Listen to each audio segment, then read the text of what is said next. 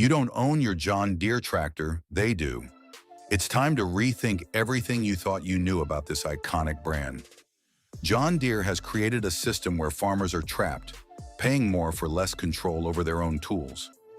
Farmers are losing money, independence, and time, while John Deere rakes in record profits.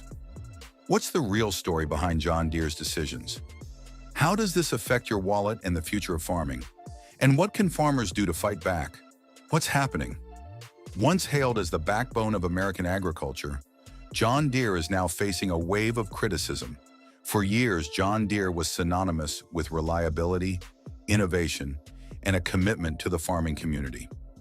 Farmers didn't just buy John Deere products. They built their livelihoods around them, trusting the company to provide tools they could depend on. But today, that trust is unraveling. John Deere has shifted its priorities, focusing on profits over people. What was once a partnership between the company and the farming community has turned into a battle, with farmers feeling abandoned and exploited. But what exactly happened? How did we end up here?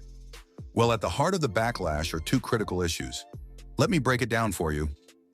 Farmers held hostage. Imagine this. It's peak harvest season. Your fields are golden and ready, the clock is ticking, and every minute counts. Then your tractor breaks down. You grab your tools ready to fix it, but suddenly you're hit with a harsh reality. You can't. Not because you lack the skills, but because John Deere won't let you. This is the reality many farmers face today. John Deere, once a symbol of reliability, has turned its machinery into something that's not truly yours, even after you've paid hundreds of thousands of dollars for it. The problem? Proprietary software locks and tools. These digital barriers prevent farmers from diagnosing problems or performing even the simplest repairs. Instead, they're forced to rely on authorized John Deere dealerships, which often means long waits, expensive service fees, and crucial downtime. For a farmer, a single day without equipment during harvest can spell disaster. Crops don't wait, and neither does Mother Nature. Adding insult to injury is John Deere's argument that farmers don't actually own the software embedded in their machines. The company claims that when farmers buy a tractor, they're not buying full ownership. They're merely licensing the software. In practical terms, this means John Deere keeps control over the machine's most critical functions, even after the farmer has paid for it. This stance has sparked widespread frustration and a growing sense of betrayal. Farmers who have spent decades relying on John Deere now feel like hostages, tied to a system designed to milk every last dollar from them. But repair restrictions are just the tip of the iceberg.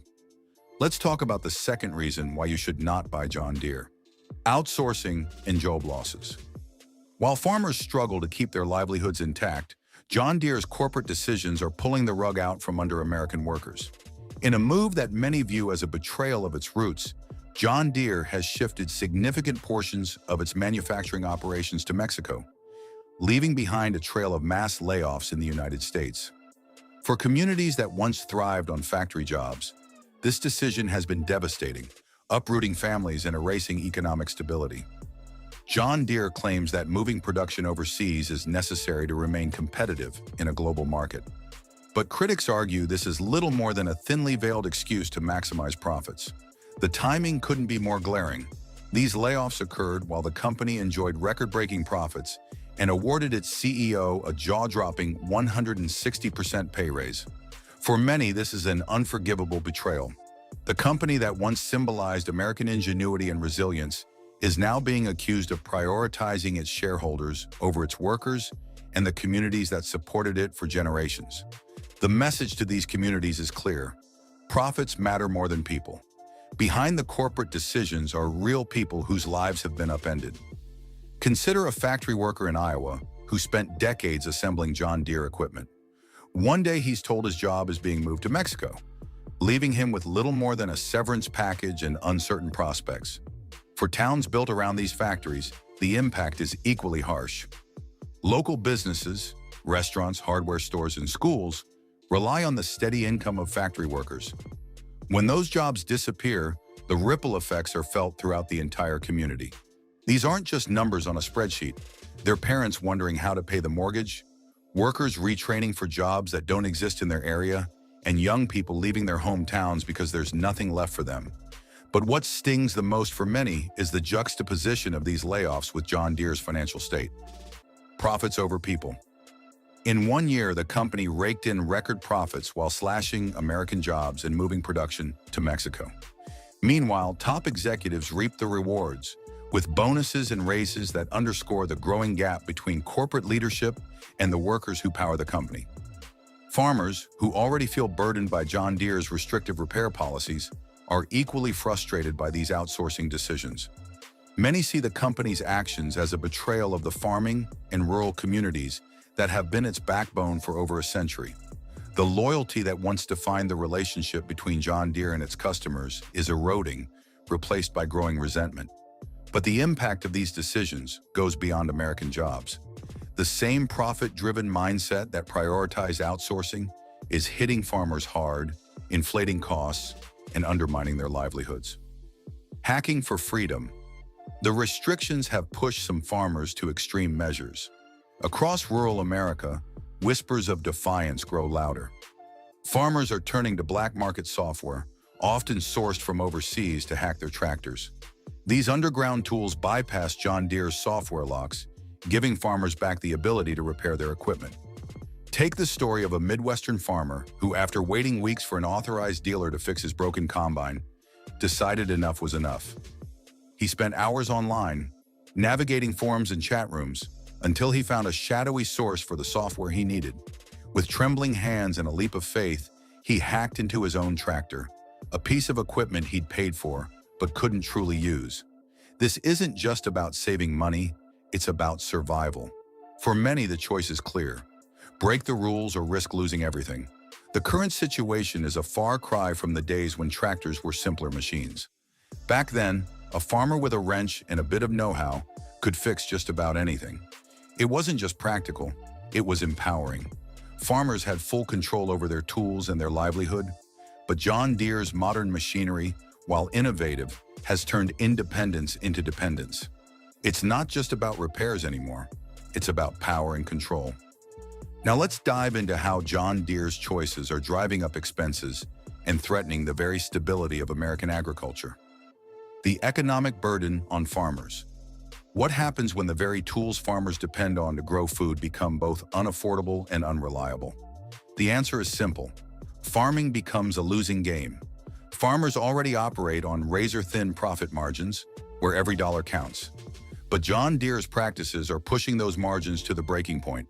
Skyrocketing repair costs and extended delays are eroding profits, threatening productivity, and placing an unsustainable burden on small and medium-sized farms, the backbone of American agriculture.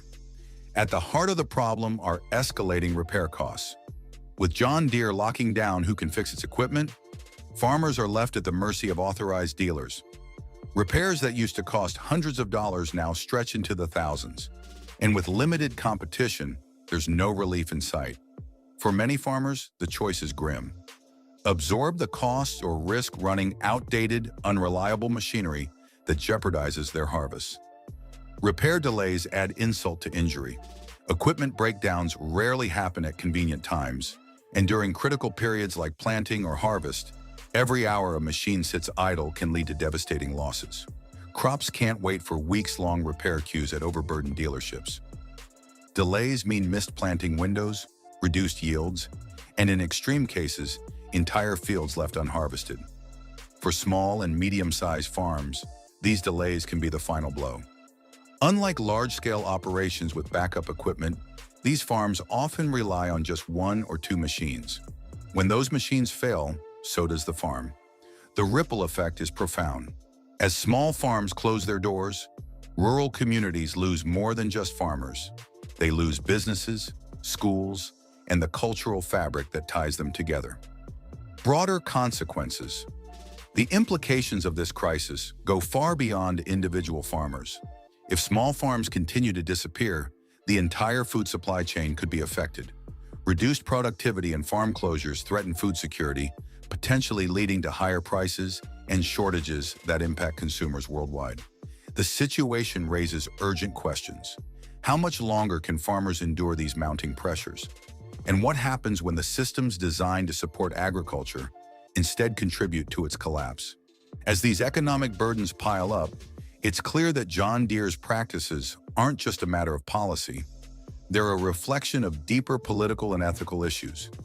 In the next chapter, we'll explore how these practices have sparked outrage, ignited political debates, and raised questions about corporate responsibility in agriculture. Political implications. A company's profit-driven choices aren't just a private matter. They can ripple through the economy, reshaping industries and even undermining national stability. John Deere's controversial decisions to outsource manufacturing and monopolize repair services have sparked a heated political and ethical debate. Critics argue that these practices harm workers, farmers, and consumers alike, while prioritizing corporate shareholders above all else. The backlash has reached the highest levels of government, with President Donald Trump weighing in on the company's actions. John Deere's outsourcing of American jobs to Mexico during a time of record profits has drawn sharp criticism from President Trump, who has made protecting American manufacturing a central theme of his administration. In response to the company's decision, the president has proposed a 200% tariff on John Deere products manufactured overseas. This bold move is aimed at discouraging outsourcing and incentivizing companies to keep jobs in the United States. But the proposal has sparked mixed reactions.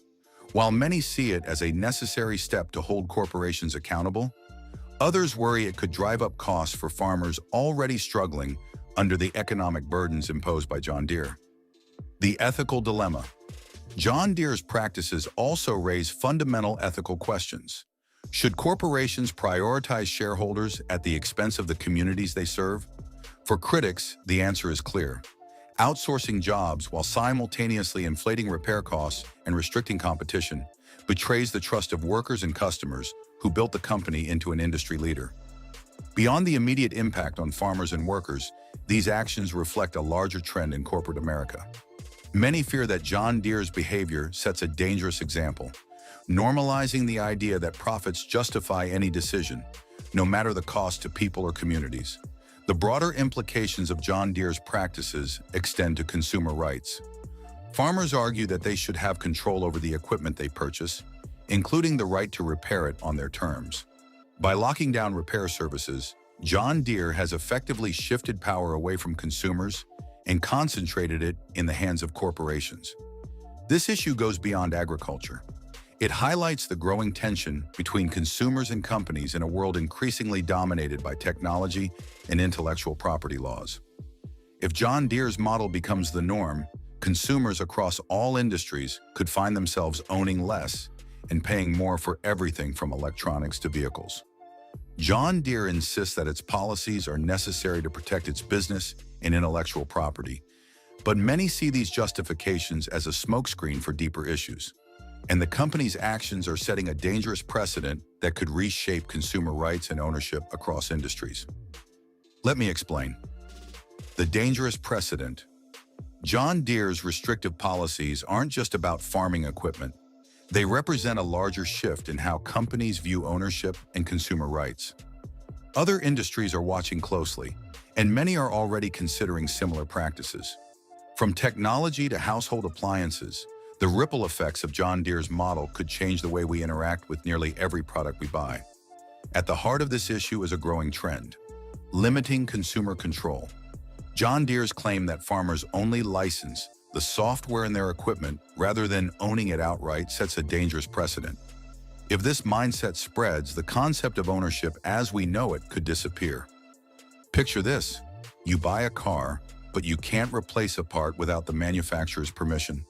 Or you purchase a smartphone, but you're locked out of third-party repairs, forcing you to pay premium prices to fix it.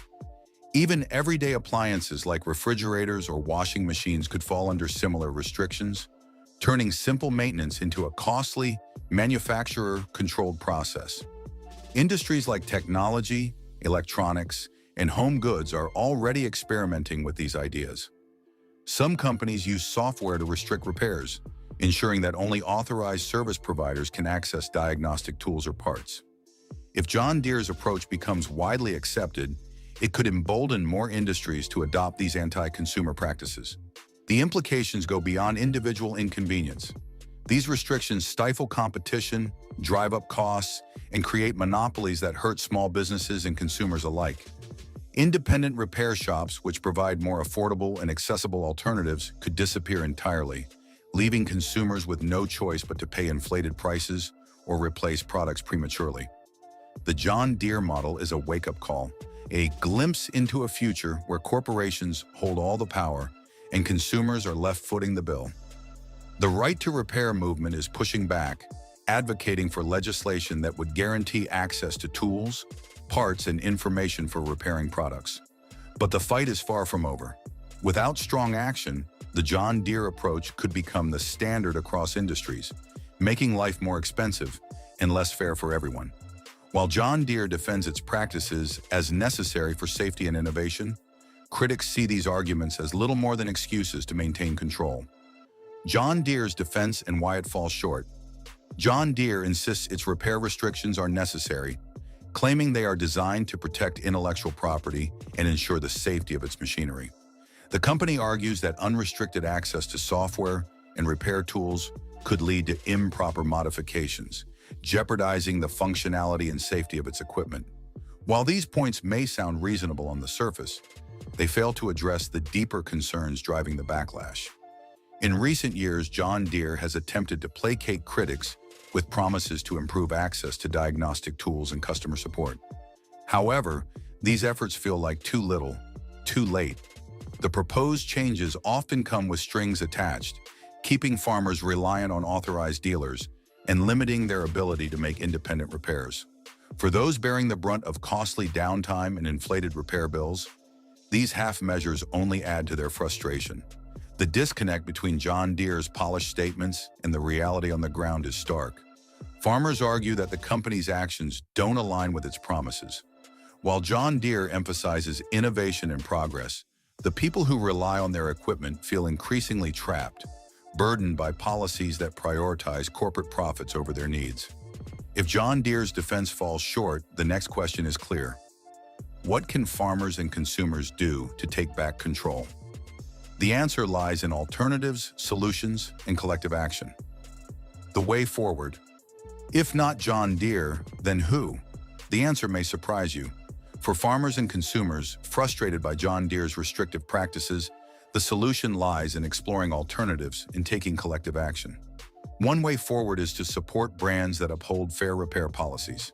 Companies offering better customer support and transparent practices are emerging as viable options, showing that ethical business models can thrive without locking consumers into monopolistic systems. Another alternative lies in embracing older equipment. Machines built before the era of software locks and proprietary tools are often more durable, repairable, and cost-effective. Restoring and maintaining this machinery gives farmers the freedom to control their repairs while avoiding the pitfalls of modern restrictions.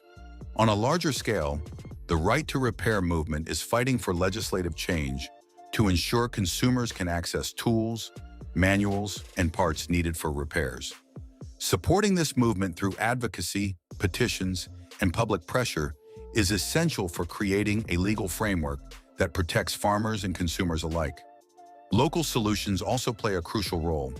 Independent mechanics and repair shops, long-standing pillars of rural communities, can offer reliable and affordable repair services. Strengthening these networks not only provides alternatives to corporate repair monopolies, but also boosts local economies. What do you think is the best path forward? Share your thoughts in the comments below, and don't forget to like and subscribe to our channel.